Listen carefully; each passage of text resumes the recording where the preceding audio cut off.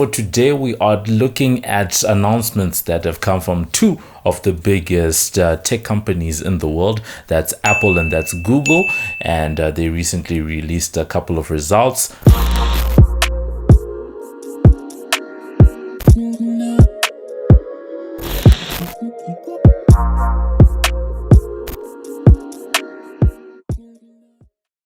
Hey, what up? It's your boy MobbJustice back again with another video. And for today, we are looking at announcements that have come from two of the biggest tech companies in the world. That's Apple and that's Google. And they recently released a couple of results. Starting with Apple, I was going to do this video maybe a week or so ago, but life gets in the way, so I just decided let me do them both. So starting off with the Apple event, there were no iPhones that were announced, and that breaks away from the tradition that Apple has built for itself over the years. We know that September sort of into October is usually when we give an iPhone event, but for this year they decided to split them, and they started with an event that was showing off the capabilities for the new iOS 14 together with the new iPad and the new Apple Watch Series 6. Starting with the iPad was, for me, one of the highlights of the event, apart from the fact that they have refreshed, the iPad, the normal iPad, the one that's sitting in the $300 to $400 range. It was good to see that it had a headphone jack. That I'm all for headphone jacks, and it's good to see that. And it also shows that, with some optimization, Apple's still able to deliver some very good performance in a quote-unquote lower or mid-range device using the new iPad OS. The new iPad also features support for Apple Pencil and together with some of their folio cases. Undoubtedly for me, the big highlight on the iPad front was the new iPad Air, and especially for the price that it's coming at and the new refresh design for that particular model, because it hadn't been updated or refreshed in a while. And the design is very iPad Pro-esque, and especially for the price, one wonders what the real value proposition will be for the iPad Pro for most consumers who look at the design, because apart from having all those cameras on the back and maybe slightly faster processors and the cores, etc., in terms of processing power, it really looks like it's a very powerful machine, and it's shipping with the new the new chips, and this is the first time that we've seen the new chips shipping in a product that's not an iPhone in some time now. And that actually just hints at how powerful this new iPad is actually going to be. So for me, I would say that was the iPad, and it's the one that really is the one to look out for, because you're getting the design, you're getting the specs. What is the case for a normal consumer for having an iPad Pro at this point, apart from those people that just wanted the latest and the greatest? The other big highlight on the iPad front, especially on that iPad Air, was the fact that they've brought Touch ID back, and now Apple has proved that we've seen Touch ID and fingerprint scanners in buttons. I think Sony has really been good about that on the back of phones, etc.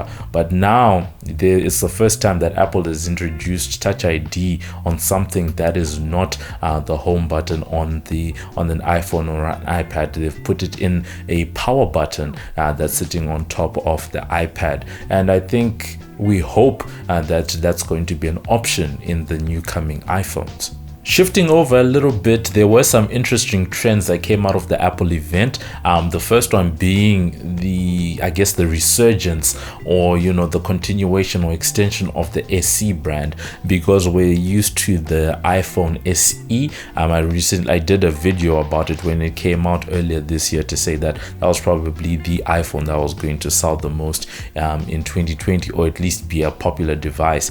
And they've now extended that SE brand to the Apple Watch, because there was the release of the Apple Watch Series 6, but at the same time they released an a series 5 without an always on display and the new and some of the new sensors, and they called that the Apple Watch SE. So it's very interesting to see how they're extending the SE brand, and one wonders what other products they're going to be using that brand in. The other interesting thing to note from that event is the fact that the new Apple Watch will not be shipping with one of these little things that's your power adapter, and they will have some type of a cable for you to charge, but I feel like it does point to the fact that they're probably conditioning the market to get ready for those little bricks not being part of the package when a person is buying maybe an iPhone or something like that, that it will not be something that ships in the box usually for an Apple device going forward.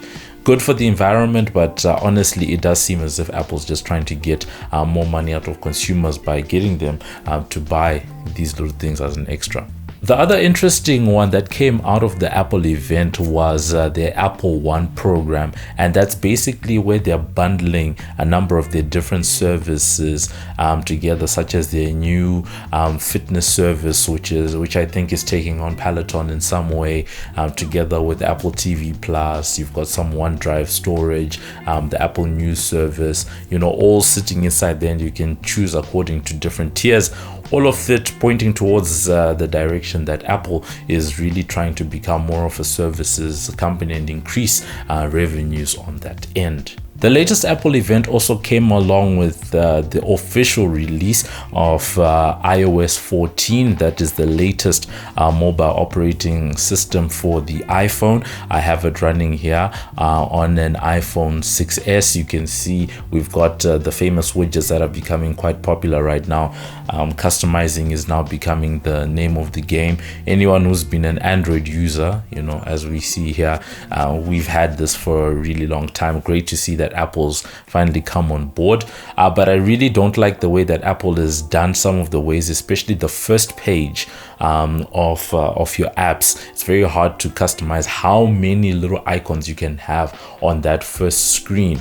I'll just show a little example here, but I think it does deserve a bit of a review because most people that are reviewing the new OS have been doing it on iPhone 10 upwards, but I know that there's still a significant number of people that are using iPhone 6, 7 and 8. Moving on to the Google Pixel 5 event, the two big devices that came out from there were firstly the Pixel 5.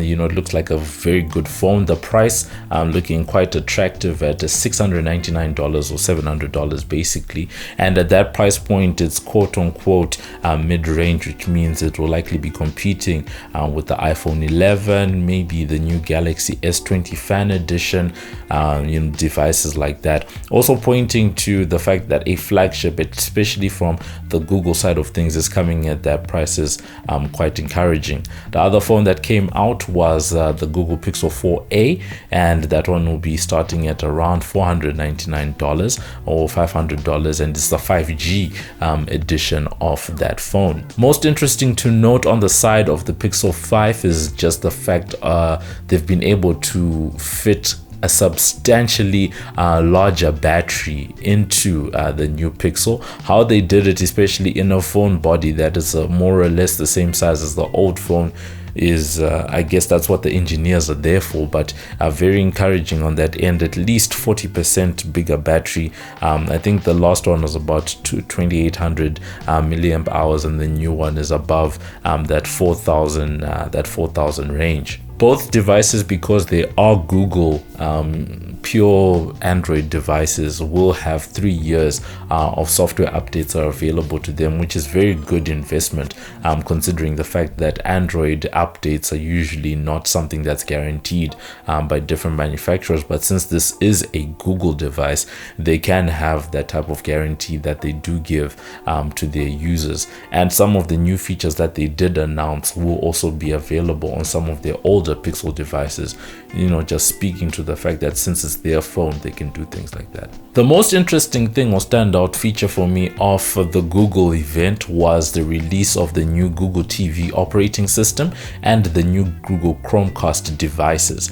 Starting off with Google TV, this looks like a worthy successor to Android TV. Anyone who's used it, really good operating system. Perhaps not the best as it competes, with Roku and Apple TV, but it's been pretty solid. I've been a user for some time now. The new system looks clean, modern, designed, but when you look at the elements, it really feels a lot like Apple TV, yet it really feels a lot like the old Android TV. So it feels like the two sort of came together, created a baby, and from what I can see, it looks pretty good.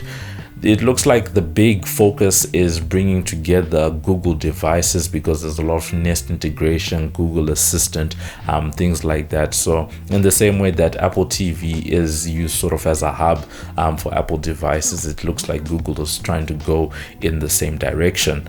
The other thing about it is that they seem to have one hub on screen where a person can get different content all from different providers or apps all in one space and curate their content from that point of view, and then they'll then use their machine learning and their algorithms to just see how best to show a person what to watch and on what service. Moving on to the side of the Chromecast, this was a very interesting announcement because the Chromecast with Google TV looks like it's going to be an actual streaming box that's coming from Google. Anyone who's used a Chromecast in the past knows that it's usually a device that's simply there for a person to stream what they have on a tablet or a phone device onto a larger screen. But right now with Google TV, it looks like it's fully fledged. It has a proper operating system and there's hardware involved, and there's also a remote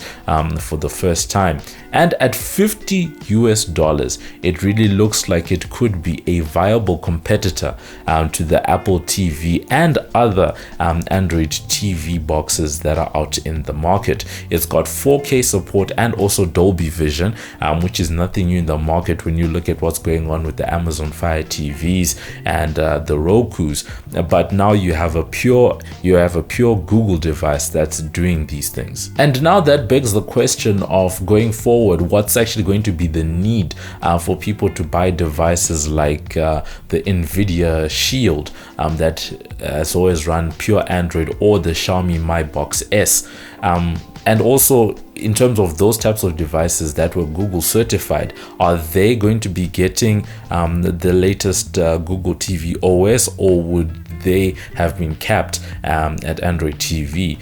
Google said in its announcement that it's going to be rolling out to other manufacturers and stuff like that, but it's not really clear whether that's new devices going forward, or whether they're going to offer support to devices that ran pure Android TV in the past. Like other manufacturers at this time, Google has released the Chromecast with Google TV in some interesting colors. I'm just going to display what they are, but basically it's like a pink, and in some cases it's like a blue, but they've got some interesting colors. Just like with Apple, Google has also decided to bundle some of its services to customers of its devices. So if you get the new Pixel 5 or the Pixel 4a, you almost automatically get yourself 3 months of Google's online gaming streaming service, that's Stadia, together with YouTube Premium, 100 gigs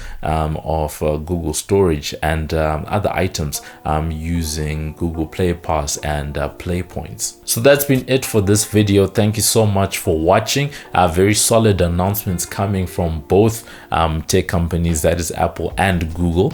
Google obviously this week, and then Apple a couple of weeks ago, and sort of leading us because we hear of Techtember and Techtober, that's September and October, where a lot of companies release the devices. in preparation for the holiday season, because everyone needs good Christmas gifts to be giving out there. The next one to definitely be on the lookout for is that iPhone 12 event. As I said at the start, the rumors that it's going to be on the 13th of October, so we'll be definitely looking out to see what Apple has in store for us on that front. Otherwise, let me know what you think. Are you excited about any of the products that Apple and Google have brought out? Would you be buying yourself a Pixel 4, Pixel 4a, or a Pixel 5? It's very interesting because in this market, because right now I am sitting in Johannesburg in South Africa, the Pixel doesn't seem to have really proliferated that much in this market. So it will be interesting to see whether Google decides to bring the device and what type of marketing push they're going to do for that device. Otherwise, Apple well entrenched, and we'll be waiting to see what the pickup will be, especially for that iPad Air. You know, how is that going to do in relation or in comparison to the iPad Pro? Let me know what you think. I'll catch you guys in the next one. This is Muffs Too Much, and you're watching MobbJustice TV. Like us on Facebook, follow us on Instagram, follow us on Twitter. We're there on YouTube. Thank you for watching our video. Subscribe.